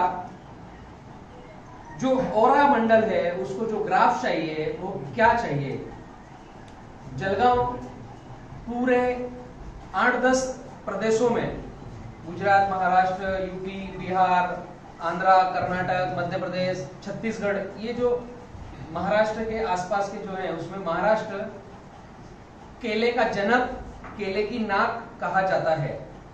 और महाराष्ट्र में जलगांव अग्रणी, केले का मतलब अगर केला नाम आया तो महाराष्ट्र में जलगांव का नाम आएगा। और विडंबना यह है कि महाराष्ट्र में जलगांव में मेरे मित्रों को यह पता नहीं है कि केले को ग्राफ क्या लगाना है। बहुत सोचने वाली बात है, बहुत सोचने वाली बात है। हमारे साथ हुआ क्या है, हम किसानों के साथ, ये किसानों की गड़बड़ी नहीं है। किसानों के साथ जो होता है, जैसे मैं आज आ गया हूं प्रवचन देने, तो कुछ मीठी बातें होंगी, कुछ लेक्चर होगा, कुछ छोटा सा ट्विस्ट होगा, आखिरी में मेरा प्रोडक्ट आ जाएगा। ऐसा ही होता है, कोई भी प्रवचन देने आता है? पहले बहुत झमाझम साधुवाद, बलराम भाई जैसा कोई बोलने वाला नहीं, आखिरी में तुमको रेवा का पौधा लेना है तो मैं तुम्हारे साथ चलूंगा। ऐसा हो जाता है, सभी कंपनियों का काम है, मार्केटिंग का ये ट्रिक है ना? तो ऐसा हम किसानों को परोसा क्या गया है, हमको ये परोसा गया है, जिसने फर्टिलाइजर के फैक्ट्री डाले, जिसने पेस्टिसाइड्स के फैक्ट्री डाले, जिसने टिश्यू कल्चर की फैक्ट्री डाली, ये सब ऊपर की छत पे है। इन्होंने एक दूसरी लेयर तैयार करी एग्रोनॉमिस्ट की लागी, फिर तीसरी लेयर तैयार करी डीलर डिस्ट्रीब्यूटर, फिर चौथी लेयर तैयार करी ग्राउंड रिटेलर। ऊपर जो लोग बैठी है, इसी तरह से माल बिकता है। किसान के पास खाद बीज दवाई इसी से आएगा, पौधा रोप इसी के जरिए आएगा। तो पहले प्रोडक्शन फिर एग्रोनॉमिस्ट। हम किसकी सुनते हैं? प्रोडक्शन और एग्रोनॉमिस्ट दोनों की, क्योंकि वही हमें गाइड करने वाले हैं। यूनिवर्सिटियों में बैठे हुए भी किताबी ज्ञान से आज तक बाहर नहीं निकले हैं, और जो बाहर निकल चुके हैं वो कंपनियों के साथ में जुड़ करके, उनको भी उनके बच्चे अच्छी स्कूल में पढ़ाना है तो नौकरी कर रहे हैं, तो नौकरी कर रहे हैं तो जिसके साथ में रोजी रोटी मिलती है उसका ही सुन करके नीचे लेक्चर देना है। ये फिक्स है, ये आपके मेरे हाथ में नहीं है, ये सिस्टम है, इसको एडॉप्ट करना पड़ेगा। न एग्रोनॉमिस्ट की गलती है न किसान की गलती। गड़बड़ी कहां है? प्रोडक्शन जो कर रहा है उसकी। प्रोडक्शन करने वाले ने ये नहीं सोचा कि मैं किसानों को 5x5 की गाइडलाइन परोस रहा हूं, इसका मेरे देश के ऊपर क्या इंपैक्ट आ रहा है। उनकी भी गड़बड़ी कुछ हद तक नहीं है। एक बार मैंने 20 करोड़ की टिश्यू कल्चर लैब रेवा बना ली। अभी मैं क्या चाहूंगा? रोज पौधा बिके, ज्यादा पौधा बिके, एडवांस बुकिंग आए, तो मैं फ्री होकर के सुख चैन से रहूं। मैंने जो मेरी लैब बनाने में खर्चा किया वो निरंतरता पर रहे, मुझे लॉस ना आए। कुछ हद तक मैं मानता हूं, लेकिन गड़बड़ी कहां है? देश को समझकर नहीं चल रहे हैं। इसलिए हम किसानों को जितने एग्रोनॉमिस्टों ने गाइडलाइन दी, 5x5, 1750 पौधे, एक साल पकाओगे, अगले साल पकेगा नहीं, उसका मिलेगा रेट कम, तीसरे साल आप खुद ही खोद के निकाल दोगे और वापस मेरे से नया पौधा लोगे। इतनी गाइडलाइन बनी है, रेसिपी ये बनी है। समझ में आ रहा है? लिंक में कहां कर रहा हूं कि हमें जो गाइडलाइन परोसी जाती है एग्रोनॉमिस्ट के जरिए, एग्रोनॉमिस्ट बंधा हुआ है प्रोडक्शन से, प्रोडक्शन बंधा हुआ है अपने खर्चे से, खर्चा कर दिया, अब उसको निकालना पड़ेगा। ये चेन है। इस चेन के बाहर निकलकर थर्ड पार्टी बनकर हम जिस दिन समझेंगे, उस दिन हम ये जानेंगे कि मैं केले की खेती कर रहा हूं तो केले को चाहिए क्या, उसके हिसाब से मुझे खेती करना है। बलराम रेवा बेच रहा है, बलराम के हिसाब से खेती नहीं करना है।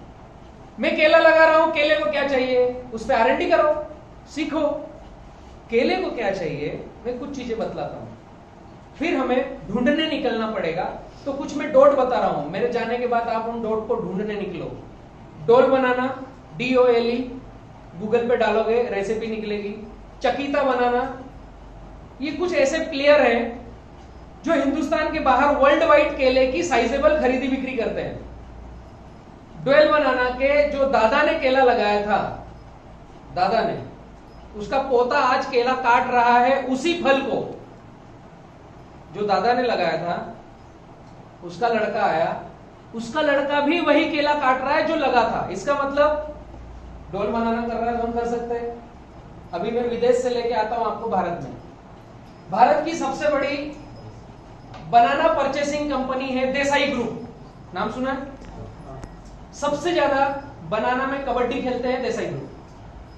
2010 में जब मैंने केले को समझना चालू किया, उसके पहले एग्रीकल्चर में था, कुछ केला चल रहा था, लेकिन डीपली 2009 में मैं केले में उतरा।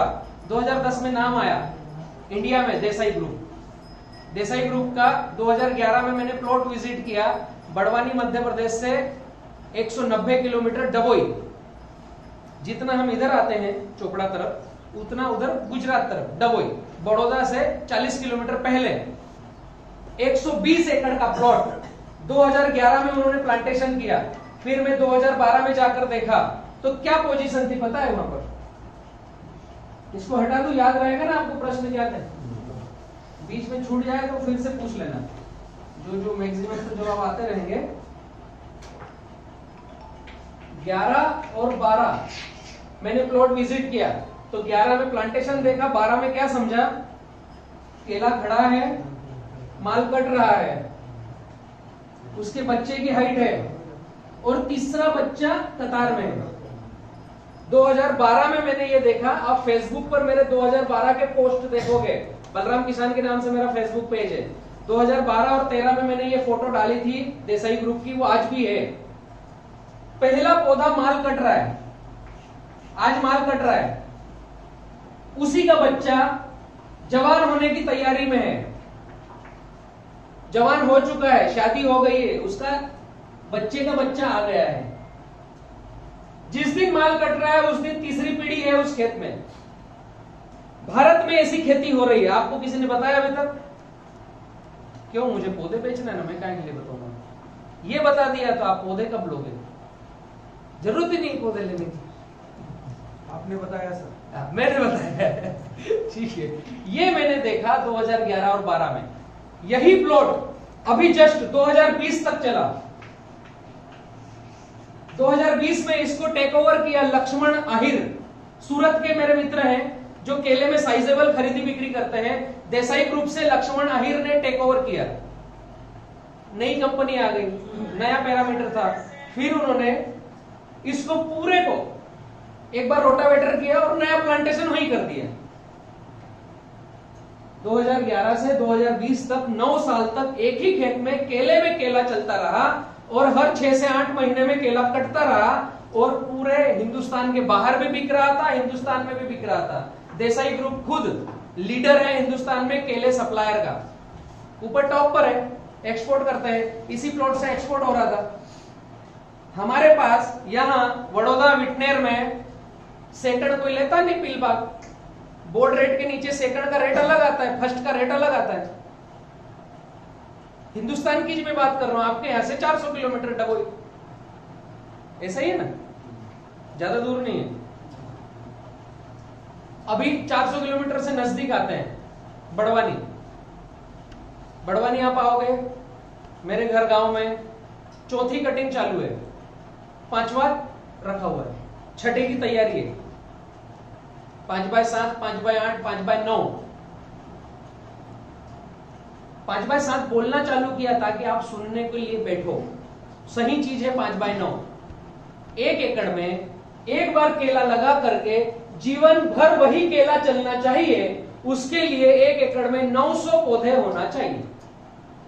ये आइडियल चीज है।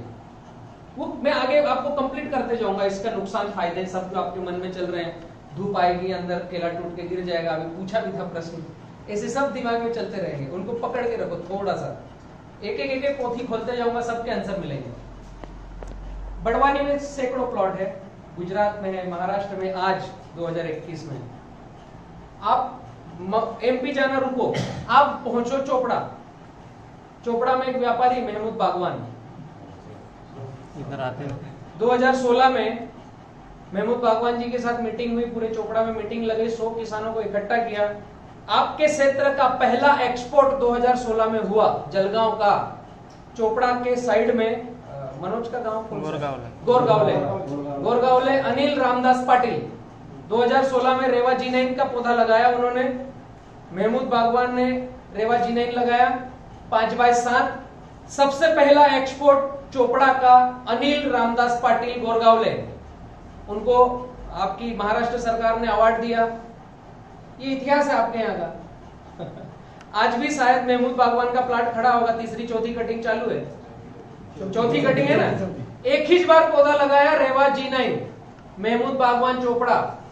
यहां से 32 किलोमीटर है चोपड़ा, आपका घर गांव, आपकी तहसील। वो व्यापारी है, आपको व्यापारी बोलते हैं कि पीलबाग नहीं चलेगा मेरे को। व्यापारी ने खुद ने लगाया है, चौथी कटिंग का माल प्रीमियम रेट में काट रहा है। सारे व्यापारियों ने नहीं लगाया, एक ही व्यापारी समझदार है महमूद बागवान। मैं तारीफ करूंगा उस आदमी की, हिम्मत जताई, लोगों के लिए प्रेरणा है। लेकिन अब आप देखने नहीं जाओ तो उसका वो क्या करेगा? ये आपके यहाँ का इतिहास है। तो इस पैटर्न पर अगर हम खेती में जाएं, बीमारियां खत्म, एक ही बार जीवन में पौधा खरीदना है, कभी पौधा खरीदने की आवश्यकता नहीं। विरासत में हम हमारे बच्चों को केले का प्लॉट देकर जाएंगे लगा हुआ रेडीमेड, उनको बोलेंगे भैया केवल माल काटना है और इस धरोहर को संभाल के रखना है, दिमाग नहीं लड़ाना है। दिमाग लड़ाओगे जिसको पलट कर मिर्ची के पास लगा दोगे। तो इस दिशा में हम बढ़ सकते हैं, कई सारे उदाहरण हैं। तो इस दिशा में जाने के लिए बहुत सारी चीजों की आवश्यकता है, लेकिन कुछ भी जरूरत नहीं है। समझ में आया? आवश्यकता बहुत सारी चीजों की क्या है? सीखने की। और खेत में कुछ भी जरूरत नहीं है। यहाँ तो व्यापारी है ना, हाँ, यहाँ तो व्यापारी आता है, वो पहले यक्का बोलता है, पीलबाग का नाम। हाँ, वो तो पीलबाग कैसे आएगा वो मैं सिखाऊंगा अभी। पीलबाग अच्छा कैसे आए और व्यापारी कैसे खरीद ले, वो मैं अभी बातें करते करते आपको बताऊंगा। पहले हम एक्का पकाना अच्छा सीख लेंगे, फिर उसी का पील अच्छा कैसे पकाए, और पील भी बोर्ड रेट पे कैसा बिके, हम इस पे बात करने वाले हैं, मैं बताने वाला हूं। शुरुआत करते हैं, छोटी छोटी झलकियां बताई मैंने आपको, लॉलीपॉप दे दिया यहाँ बैठकर सुनने के लिए। अब काम बताता हूं कैसे करेंगे। है ना, मजा आया झलकियों में? ऐसा हो जाए तो कितना अच्छा होगा, नहीं? ऐसा ही होगा, हम कर ही रहे हैं। अभी जमीन की तैयारी डायरेक्ट, आप कैसा कर रहे हो मुझे पता नहीं, बहुत ज्यादा लंबा खींचूंगा तो आधा दिन जाने वाला है। तो हमें करना क्या चाहिए, उसमें से आप निकालते जाओ, आप क्या कर रहे हो, उसमें फिनिशिंग क्या करें। जमीन की तैयारी करना है, पिछली कोई भी फसल लगी हुई थी, पलटी पलव करके थोड़ा सा धूप खिला दो। सबसे शुरुआत में जमीन की तैयारी में, पिछली कोई भी फसल हो, पलटी पलव धूप खिलाना है। जब पलटी पलव करते हैं तो बराबर जो जमीन है उससे थोड़ी सी जमीन की हाइट उठ जाती है। पलटी पलव करते हैं तो ऐसा उठ जाता है 4-6 इंची का। पलटी पलव करने के बाद आपको एनालिसिस करना है खुद को घर पे, मृदा परीक्षण। बहुत सारे मित्र पूछते हैं हम घर पे कैसा मृदा परीक्षण करें। तो जब पलटी पलव किया उसके 7 दिन बाद खेत में जाना है। पलटी पलव किया उस दिन हमें नापना है कि बराबर जमीन से कितना उठा। उदाहरण के लिए 6 इंच उठा, 4 इंच उठा, जो भी आपके खेत की परिस्थिति। पीली मट्टी है तो कम उठेगा, काली मट्टी है तो ज्यादा उठेगा। बराबर जमीन से 6 इंच उठ गया, फिर 7 दिन के बाद जाना है। ये जो 6 इंच उठा था अपने आप कितना बैठा, ये सूत्र दे रहा हूं मैं छोटे छोटे। इससे आप समझ जाओगे, कहीं मृदा परीक्षण कराना नहीं है, खुद ही समझ जाओगे मेरे जमीन की तासीर क्या है। 6 इंच उठ गया, 7 दिन बाद देखा 3 इंच बचा, या पूरा बैठ गया, या 6 इंच में से कुछ भी हिला नहीं, वहीं का वहीं है। एक सूत्र कितना बैठा। दूसरा सूत्र, 7 दिन बाद जाओ तो जूते पहन के जाना है, चप्पल में नहीं, नंगे पैर नहीं, जूते पहन के जाना है। बीच में कहीं जहां पसंद आए रैंडमली अलग अलग 1-2 ढेपों को किक मारो। जो पलटी पलव से ढेपा बनता है ना, ऐसा चिकट शाइनिंग ऐसा भी दिखता है, और दोपहर में देखोगे तो ऐसा बाहर से ऐसा लाइट गिरता है? चलका आंखों में आता है, ऐसा चिकट शाइनिंग जो ढेपा होगा उनको किक मारो। सोच समझ के मारना, जितना आपने डीएपी पोटाश डाला हो जितना ज्यादा डाला हो उतनी कीक धीरे मारना, जितना कम डाला हो उतनी कीक जोर से मार सकते हो, क्योंकि वो रिटर्न भी आएगा ना। जैसे ही जूते पहन के कीक मारी, अगर ढेपा फूटता है तो आपकी जमीन स्वस्थ है। ढेपा थोड़ा सा क्रैक हुआ मतलब अधूरी खराब हुई है, ढेपे को कुछ हुआ नहीं, 10% हिला और कीक वापस आई, मतलब आपकी जमीन बंजरता की तरफ बढ़ रही है। आपको आपकी जमीन को सुधारने की आवश्यकता है। तो ऐसी परिस्थिति जिसके यहां है वो समझ लो पीएच बढ़ गया है, पीएच बढ़ गया है। पीएच कैसे बढ़ता है? मैंने अभी जो बताया कि फास्फोरस हमने डाला तो 20% लगता है, 80% फिक्स होता है। तो 80% फिक्स किस पे हो रहा है? जो मिट्टी के पार्टिकल है उसके ऊपर। किसको लेकर फिक्स हो रहा है? मिट्टी के पार्टिकल पे माइक्रो न्यूट्रिएंट्स को लेकर के फिक्स हो रहा है। सिंगल फिक्स नहीं होता फास्फोरस। मिट्टी, उसके ऊपर माइक्रो न्यूट्रिएंट्स, उसके ऊपर फास्फोरस। अब ये बन गया बॉन्ड, बॉन्ड बन गया तो ये एक दूसरे से चिपकना चालू हो गया। जैसे चिपकना चालू हो गया तो चिकट चिकट चिकट हो जाता है। जैसे थोड़ा सा पानी आया, हाथ में लेकर ऐसा देखेंगे तो चिकट, पलटी पलव किया तो शाइनिंग। अभी शाइनिंग मैंने बोला तो बहुत से लोग ने हाँ हमने देखा है, मतलब आप सबके यहाँ गड़बड़ है, ज्यादा डीएनपी है। शाइनिंग मतलब गड़बड़ है। जितना एक दूसरे के ऊपर चिपक रहा है उतनी शाइनिंग। तो शाइनिंग नहीं चाहिए, एकदम चिकनाहट नहीं चाहिए। अभी ये जो चिकनाहट है इसको दूर करना है। दूसरा, कार्बन टेस्ट करना है आपको।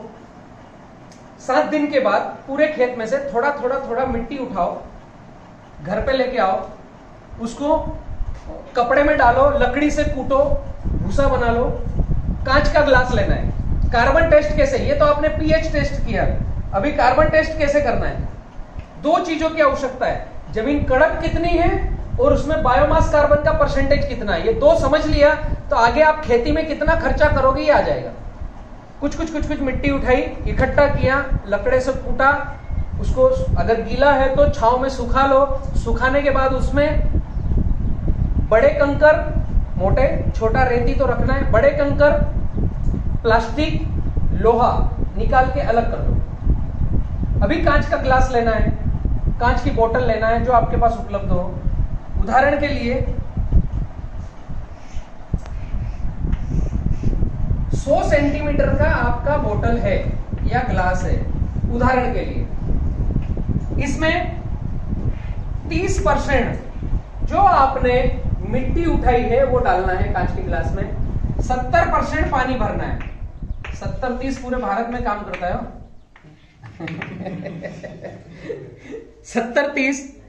70-30 का फार्मूला पूरे भारत में काम करता है। 70% पानी, 30% मिट्टी जो खेत में से उठाया, इसको हिलाना है, हिलाना है, हिलाना है, हिलाना है, हिलाना है, हिलाकर छोड़ दो। ऐसा लगे कि ये घुल गई, घुलने के बाद छोड़ दो। अब इसको देखेंगे 15 मिनट के बाद धीरे धीरे धीरे जो घुला है वो नीचे बैठने की चेष्टा करेगा, कुछ बैठ जाएगा। बैठने के बाद क्या होगा, यहां पर कंकर पत्थर चुनखड़ दिखेंगे। सबसे नीचे तलेठी में कंकर पत्थर चुनखड़ कुछ दिखेंगे। यहां पर गाद दिखेगी, कीचड़ दिखेगा, ऊपर कीचड़ दिखेगा। ग्लास में दिखेगा क्या? यहां पर थोड़ा सा मटमैला पानी दिखेगा, यहां पर ऊपर एकदम क्लीन पानी दिखेगा, साफ। अभी ऊपर डॉट थोड़ा सा कुछ काला तैरता हुआ दिखेगा, कुछ तैरता हुआ दिखेगा।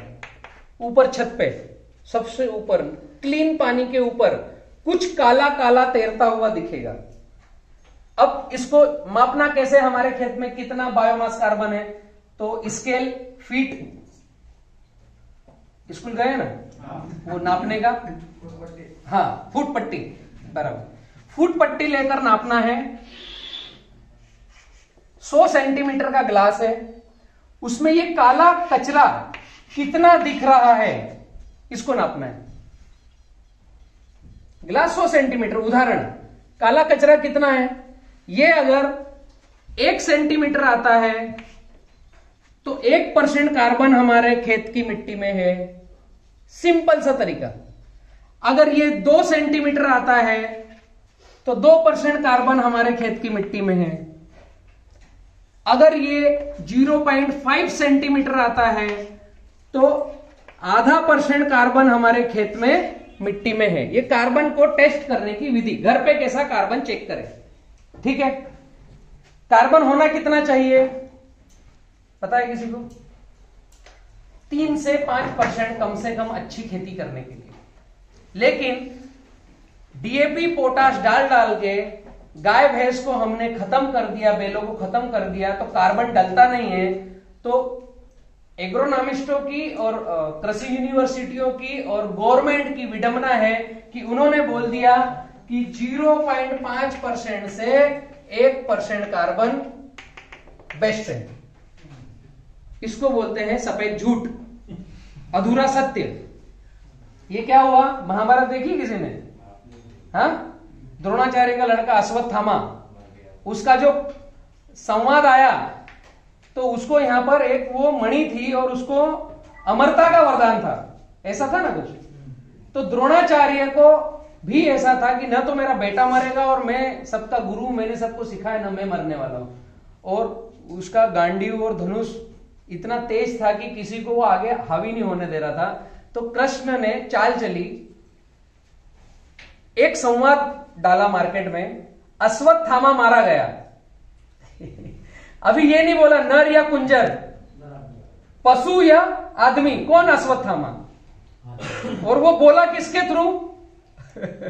सबसे बड़े बेटे ने बोला उसको, युधिष्ठिर, धर्मराज युधिष्ठिर ने बोला। तो ये कौन बोल रहे हैं? कृषि यूनिवर्सिटियों के एग्रोनॉमिस्ट जो पीएचडी होल्डर है वो बोलते हैं 0.5 से 1% का कार्बन अच्छा है।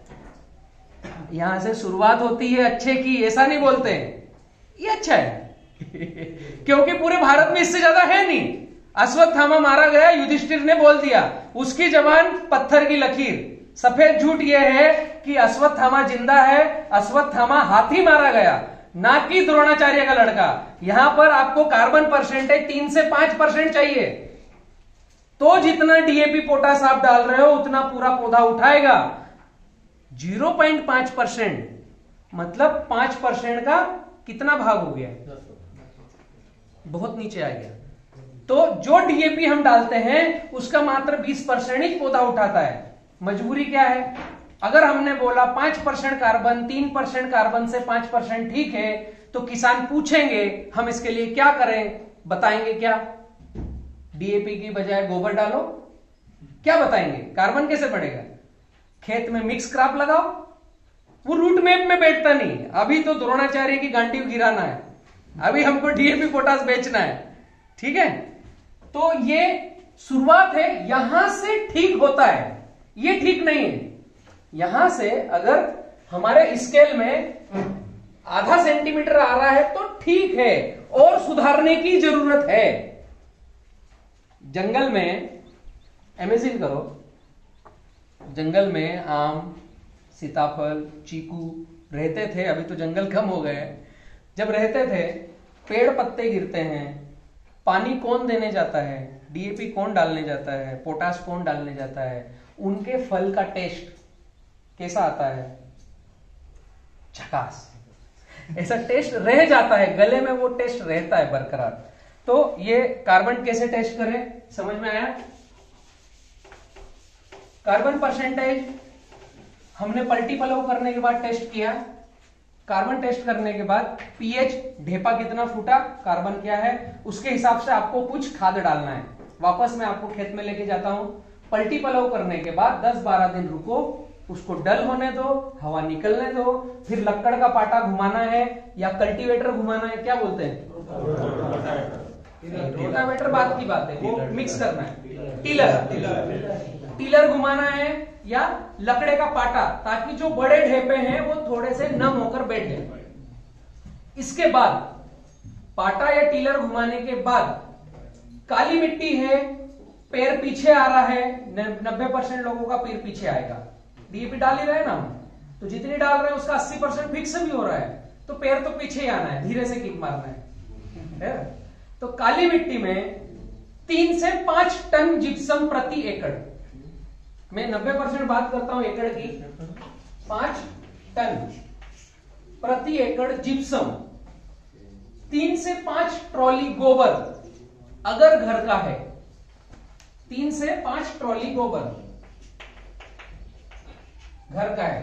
खरीदना है तो आसपास शुगर फैक्ट्री देखो कहां पर है, प्रेसमड खरीद के लाओ, एक डंपर गोबर या एक डंपर प्रेसमड, 10 टन आता है एक डंपर में, 1 एकड़ में 1 डंपर प्रेसमड।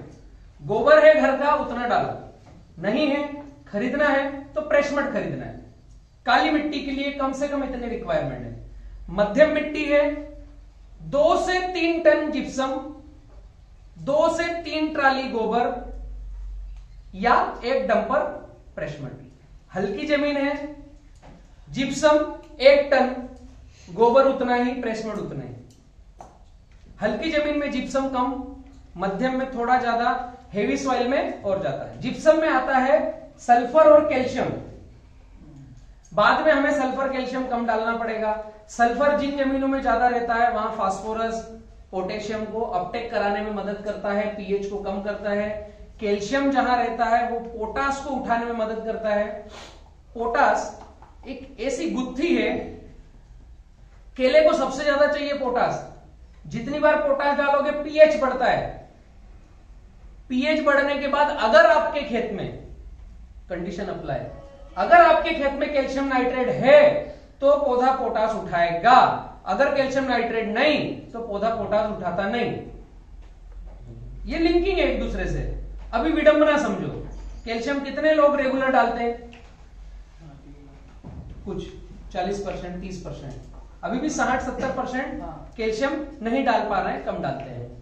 तो जितना पोटास गया उतना जमीन को पकड़ा, उतनी जमीन हुई कड़क, उतना पीएच बढ़ा। पीएच मतलब साधारण भाषा में जमीन कड़क हुई, नमक बढ़ गया, क्षार बढ़ गई। सोसाइटी का पोटास डाला, पोटेशियम क्लोराइड, जमीन में क्लोरीन बढ़ गया, तो पौधा भोजन कम अपटेक करेगा। और कैल्शियम भी कम है, फिर कम अपटेक करेगा। तो जिप्सम हम डालेंगे तो हमने कैल्शियम डाल दिया टनों में। कैल्शियम लेने जाओगे 40-50 रुपए किलो, इधर जिप्सम आ गया 200 रुपए टन, इतना फर्क है। सल्फर फास्फोरस को अपटेक करने में मदद करता है। जितना सल्फर है उतना पीएच होगा कम। आपने पोटाश डाला, पीएच बढ़ेगा, ऑलरेडी वहां सल्फर है तो उसको दबाते रहेगा, पीएच बढ़ने नहीं देगा। पीएच की एक रेसिपी है, 6.5 से 7 अगर पीएच है तो केला सभी तरह के न्यूट्रिशन अपटेक करता है। 6.5 से कम हुआ तो कुछ न्यूट्रिशन अपटेक नहीं करेगा, 7 से बढ़ा तो कुछ न्यूट्रिशन अपटेक नहीं करेगा। मतलब हमें आइडियल हमारे खेत का पीएच वैल्यू क्या रखना चाहिए? 6.5 से 7। रखें कैसे? पापा ने भी डीएपी बहुत डाला है, मजबूरी थी, गाय भैंस थी नहीं, गोबर डाल नहीं पाए तो पीएच तो बड़ा जुआ है। कंट्रोल कैसे करें? तो जिप्सम डालना है। सल्फर गया, पीएच कम होगा। जिप्सम नहीं डाल पाए तो नुकसान क्या? मेरे जैसे मित्र जब प्लॉट देखने आएंगे, सल्फर की कमी देखेंगे, उस दिन रेकमेंड करेंगे WDG 5 किलो, तो वो आता है 220 रुपए किलो। WDG सल्फर 80%, 220 रुपए किलो। इधर टन में आता है, इधर किलो में आता है। डिसीजन आपको लेना है क्या डालना है। शुरुआत में ही जिप्सम डालना है, इसलिए मैं बार बार खींच रहा हूं, ठीक है। जिप्सम तो अभी तो 4000 रुपए टन से बिक रहा है सर। हाँ बिकेगा। यूनिट बनाओ और राजस्थान के कुछ मैं नंबर देता हूं। ये खदानों की मिट्टी है, ट्रक बुलाओ, यूनिटी में सकती है। जितने का जिप्सम आता है उससे ज्यादा भाड़ा लगता है, केवल इतनी गड़बड़ी है। अब यूनिटी बनाओगे, एक 20 टन का, 25 टन, 32 टन का बड़ा ट्रक बुलाओ। उनको करना क्या है? वहां खदाने हैं, जेसीबी से मिट्टी निकाली, ट्रक में भरी, भेज दी। उस मिट्टी में सल्फर और कैल्शियम की मात्रा ज्यादा है और जिप्सम 100% रेसिड्यू फ्री है, मिट्टी है, वो किसी फैक्ट्री में बनाया हुआ केमिकल नहीं। एग्रोनॉमिस्ट को की डायरी में जिप्सम को बोला जाता है भू सुधारक। भू सुधारक वो फर्टिलाइजर में आता नहीं, पेस्टिसाइड में आता नहीं, क्योंकि खदान की मिट्टी है, ऐसी मिट्टी जहां सल्फर कैल्शियम ज्यादा है। मैं कुछ कांटेक्ट दूंगा, आप यूनिटी बनाओ, ट्राले बुलवा लो, तो सब मिल बांट करके अपने खेतों में डाल लो, बहुत सस्ता गिरेगा, बहुत सस्ता। ये हमने पहले डाल दिया तो बाद में कैल्शियम सल्फर की जरूरत नहीं या कम। 100 बी किसान को फॉलो किया तो सल्फर कैल्शियम डालना पड़ता नहीं, डिसीजन आपको लेना है। शुरुआत मिट्टी पलटना, पाटा घुमाना, जिप्सम गोबर या जिप्सम प्रेस मड डालना, इसके बाद रोटावेटर। अभी रोटावेटर चल गया, जमीन हो गई समतल बराबर। आप लोग कैसे खेती कर रहे हो आप लोगों को पता है, सबको करना कैसी चाहिए वो मैं बताते जाता हूं।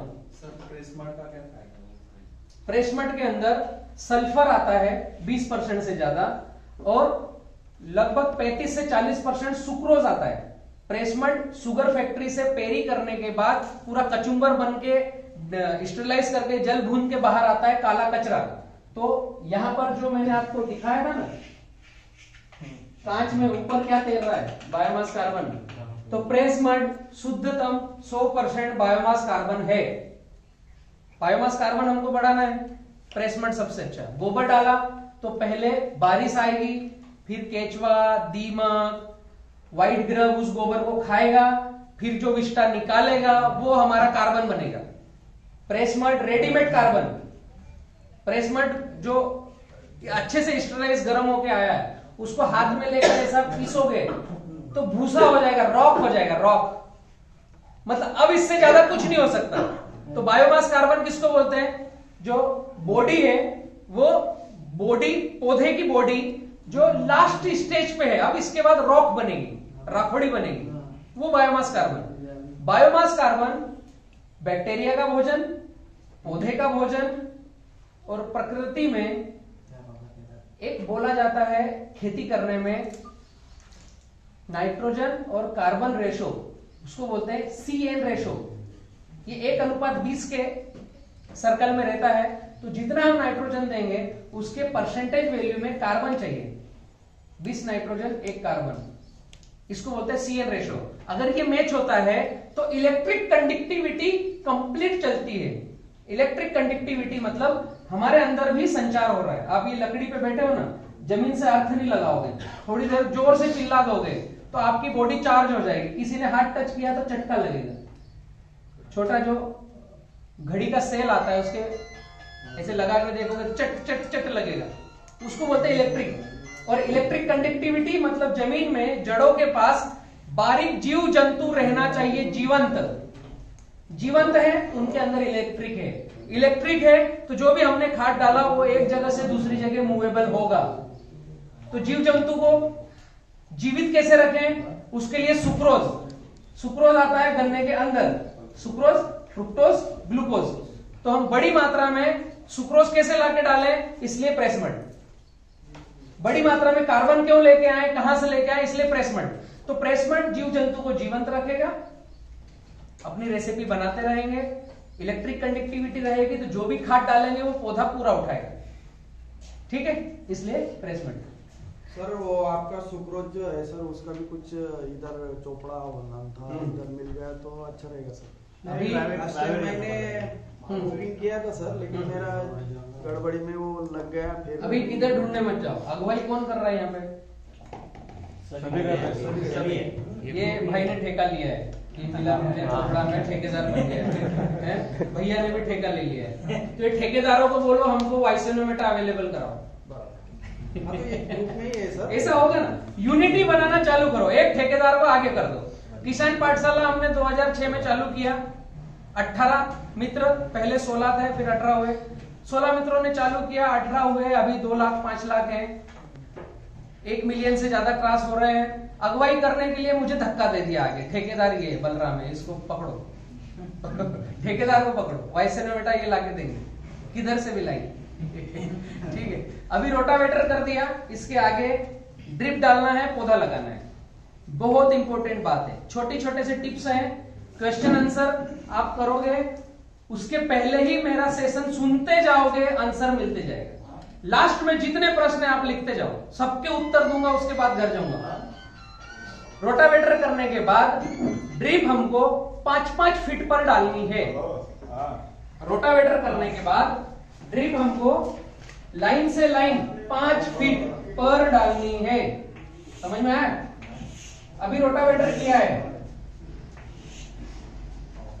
बेड बनाना नहीं, नाली में लगाना नहीं, दोनों के फायदे हैं, नुकसान है। ज्यादा नुकसान है, फायदे कम है। 70% फायदे होते हैं वो काम करना है, 30% नुकसान होता है वो काम करना है। 70% नुकसान हो वो काम नहीं करना है। तो नाली में लगाना और ऊपर बेड पे लगाना, दोनों में 70% नुकसान है, 30% फायदे हैं दोनों के। तो हम तीसरे रास्ते पे जाएंगे जिसमें 70% फायदा हो और नुकसान 30% हो। तो वो रास्ता मैं बताता हूं, पौधा लगाना कैसे। घर वाले भी डांटे नहीं, बेड पे लगा दिया, गिरपड़ होगी, तेरे को केला की खेती करते आता नहीं, पापा बोलेंगे मिट्टी कब लगाएगा, तो एक डांट भी नहीं मिलेगी घर से, डांटने वालों की भी संख्या कम हो जाएगी, डांट नहीं खाना है। तो हमें क्या करना है, ड्रिप डाल दी 5-5 फीट पर बराबर जमीन में। अभी बैल जिनके पास है, बैल, गाय बैल, पीछे एक बखर, एक नाली बनेगी, फिर इसको छोड़ दिया, फिर एक नाली बनी, फिर छोड़ दिया, फिर एक नाली बनी।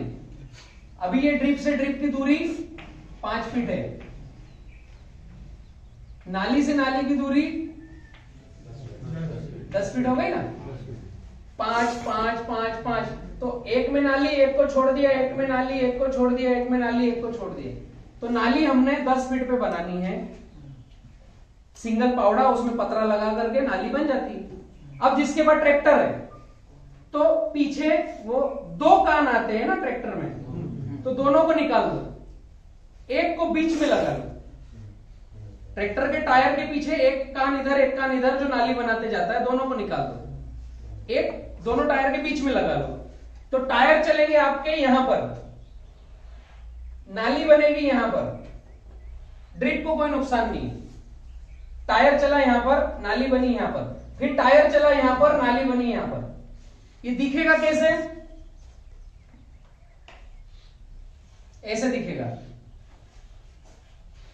आया समझ में? कैसे दिखेगा? एक नाली एक बराबर, एक नाली एक बराबर, एक नाली एक बराबर, ऐसा भी कर सकते हो। या ड्रिप डालने के पहले मेड़ में से नपती कर ली, ये हमारे खेत की मेड़ है, और यहां से हमने नाप लिया, पहला 5 फीट छोड़ दो, निशान कर दिया, पत्थर रख दिए 10-10 फीट पे, 10-10 फीट पे पत्थर रख दिए, हर 10 फीट पे एक नाली बना दी। ठीक है, जहां नाली बनी उसको नाप लो, एक 10 फीट, दूसरा 10 फीट, तीसरा 10 फीट। यहां से नाली बनी, फिर ये 10 फीट इधर भी निशान कर दिया, यहां से नाली बनाई, फिर यहां से नाली बनाई, फिर यहां से नाली बनाई। हम अभी 5-5 फीट पे नाली बना के खेती कर रहे हैं। आपका काम आधा, डीजल आधा, बैल की मेहनत आधी, 10 पे नाली बनाओ। एक खेत में 50 नाली बननी थी, अब 25 बनेगी, फायदा हुआ ना। 1 एकड़ का डीजल 1000 की बजाय अब 500 का लगेगा। शुरुआत यहीं से करनी, छोटी छोटी शुरुआत, बहुत फायदे हैं इसके। अभी इस पोजीशन में हमें नाली बनाना है, ड्रिप रखना है ऊपर, तो ये बेड बनाया नहीं, बेड दिखता है। बेड किसको बोलते हैं? सोने की जगह को, जो जहां हम सोते हैं। हम बेड कैसा बनाते हैं, है ना, 5-5 पे नाली करी। अभी फार्मर की जो कंडीशन है वो बहुत अच्छी है, हर 5 साल में कोई नया सिखाने आ जाता है। पहले सिखाया नाली में लगाओ, फिर सिखाया राइस बेड पे लगाओ, फिर सिखाया बेड पे लगाओ। यार करना क्या, समझ में नहीं आता, है ना। फायदे नुकसान आपको खुद को ढूंढना पड़ेंगे, सिखाने वाले आते रहेंगे। नाली 5 पे या बेड 5 पे, दोनों की परिस्थिति ऐसे ही रहेगी। नाली में लगाया या बेड पे लगाया, कुछ और अपडेट आया है, बेड को थोड़ा चपटा करो, पाटा घुमाओ, राइस बेड बनाओ, है ना। ये कहां से आया, पता है किसी को कहां से आया? नहीं पता। नेटाफिम सुना है ना, ये बीज रोपण किया नेटाफिम ने ऊपर से, राइस बेड बनाओ, डबल ड्रिप डालो, यहां से आया ये कॉन्सेप्ट समझने की कोशिश करना थी, छोटी छोटी फाइन ट्यून करना है। शुरुआत करी नेटा पे, फिर जेन इरिगेशन ने अडॉप्ट किया, बहुत अच्छा डिसीजन है, कुछ गड़बड़ी नहीं, डबल ड्रिप डालेगी। अब अभी तक 2750 मीटर बेच रहे थे, अब 3700 मीटर ड्रिप बेचेंगे 1 एकड़ में। ये भी अच्छा है जिनके पास पैसा है। पहले ये चलता था, फिर ये आया, अब बलराम पूरे भारत को ये बता रहा है डिसीजन आपको लेना है, जो अच्छा लगे उस पर अडॉप्ट करना है। फर्क समझ लो, फर्क क्या है, देखने की दृष्टि खुद बनाओ, फिर डिसीजन लो, ताकि आप अपने पापा को, दादा को, काका को समझा सको कि इसमें ये फर्क है, इसमें ये फर्क है। क्योंकि आपने जैसे आज डिसीजन लिया बलराम की मीटिंग अटेंड करने का, ऐसे आपके काका जी कहीं नेटाफेम की मीटिंग अटेंड करके आए होंगे, है ना, अंकल ने जैन की मीटिंग अटेंड करी होगी, तो इनके पास भी नॉलेज है, ऐसा नहीं है कि कमी पैसी है। डबल ड्रिप सबसे अच्छा उत्पादन देता है, कटु सत्य एक साथ, ये भी कटु सत्य है, अश्वत्थामा मारा गया, हर जगह लागू होता है, गड़बड़ी नहीं।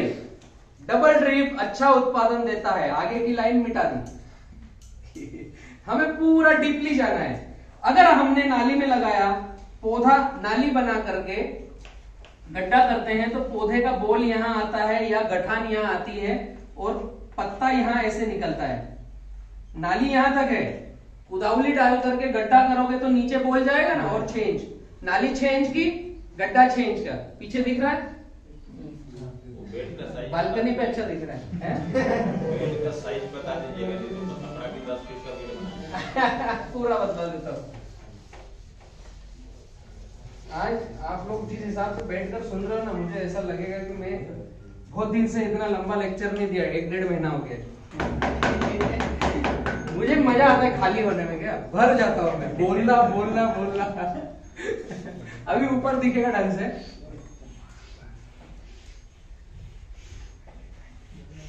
है ना, ये डबल ड्रिप, ये सिंगल ड्रिप, ये नाली, ठीक है।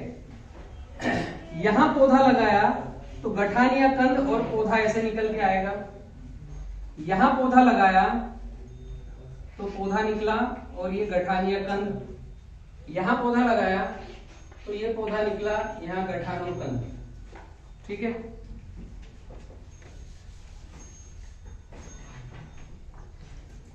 ये 100% गलत है, 100% गलत है, 30% ठीक है, 70% गलत है। तीनों अपनी अपनी जगह पर कुछ कुछ सही है, कुछ कुछ गड़बड़ है।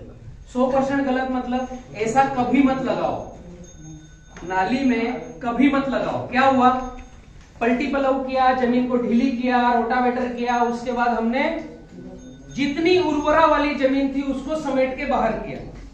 नाली में लगाया मतलब क्या किया, उर्वरक जमीन को हमने बाहर किया। अब जो कड़क है, कड़क, वहां कुदावली डाली, उसके भी नीचे चले गए, तो जो बराबर का सरफेस है, 6 इंच यहां पर, 6 इंच यहां पर, 8 से 10 इंच 12 इंच नीचे चले गए। अभी पौधा निकल के आया है, 2 महीने हुए हैं, गठान तो निकलने में 15-20 दिन लेगा, फिर बड़ा बड़ा पोंगा निकालेगा। 2 महीने में एवरेज हमें ये नाली को भरने का समय आ जाता है, 2 से 2.5 महीने में। तो ये जो नाली है इसको फिर हमने भर दिया, तो हमारी गठान कहां पर है, पौधा कहां पर है, अभी इसने मुंह बाहर निकाल दिया। इसकी जड़ें पहले चल रही थी ऐसी, धीरे धीरे ऐसे कोशिश करके कड़क जगह में जाने की तैयारी कर रहा था कि मैं आगे बढ़ूं। 2 महीने में इसने अपनी जगह बनाई, 2 महीने बाद हमने इसको ढक दिया। अभी ये जड़ें चलेगी ऐसे,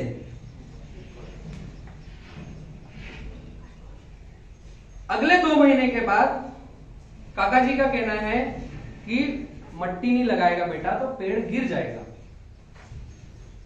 काका जी को पता नहीं कि 6 इंच पहले नाली करके नीचे गाड़ के रखा है, बराबर कर दी जमीन, पता है, फिर भी ऊपर मट्टी नहीं दिख रही ना, तो पापा जी का, काका जी का क्या कहना है, बेटा तेरे को खेती करना अभी सीखना है, अभी नया आया है, थोड़ा सा मैं बता रहा हूं, मेरा अनुभव ले, और इसको मिट्टी लगा, नहीं तो हवा आंधी आएगी तो गिर जाएगा, है ना। हाँ, तो ये जो पेड़ है इसको फिर मिट्टी लगती है, ऐसा होता है।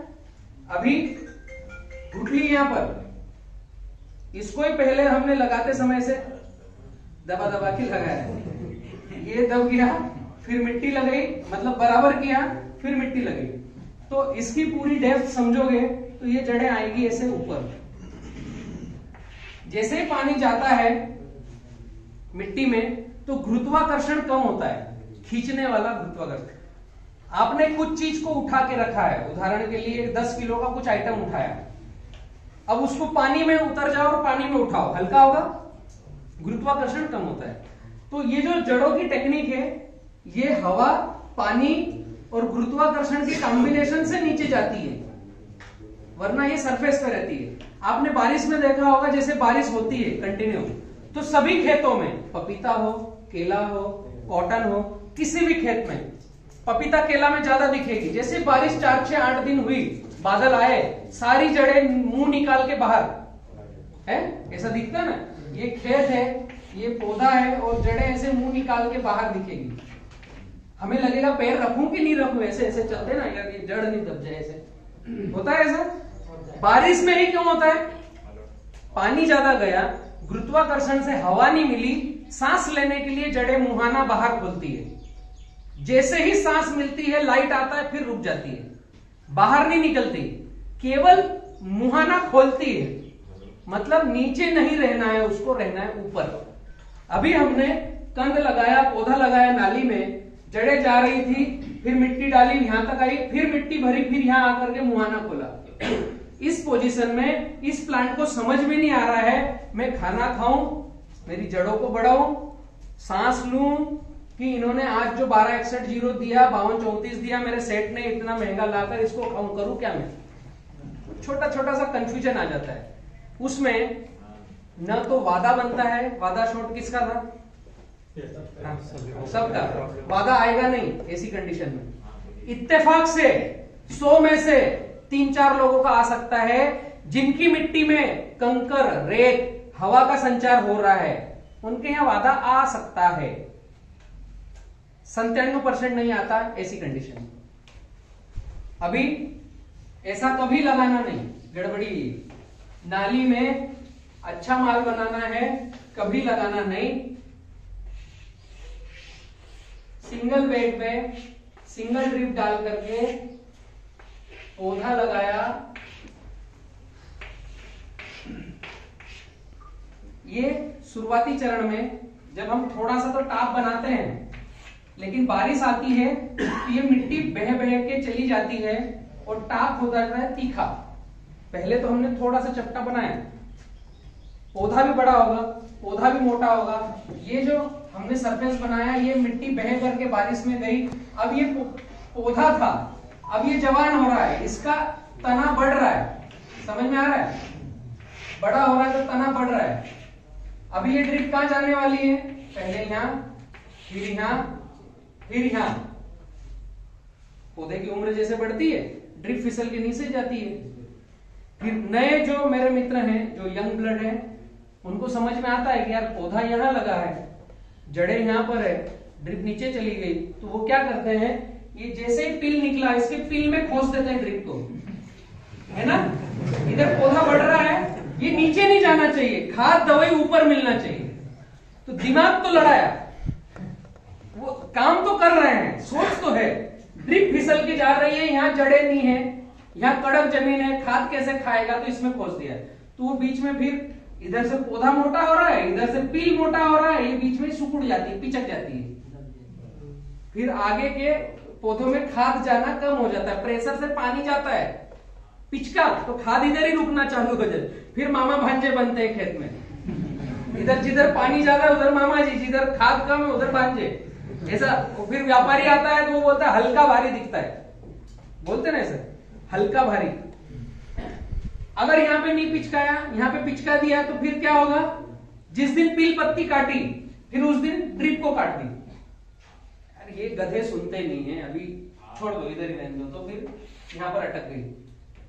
फिर थोड़े दिन के बाद और पील पत्ती काटी, काम धंधा कुछ हुआ, आदमी चाह करके दिमाग लड़ा करके भी यहाँ रख रहा था, फिर पील पत्ती काटने में 4-5 जॉइंटर लगे, छोड़ दो, नहीं अच्छा है। सिंगल बेड में ऐसा होता है, सबके यहां हो रहा है। अब इस परिस्थिति में यहां पर ड्रिप कब आई? जब हमारा पौधा पूरा वयस्क हो गया। यहां पर ड्रिप कब आई? गर्म हो रहा है, उसको पोस्ट करके दूसरा ले ले।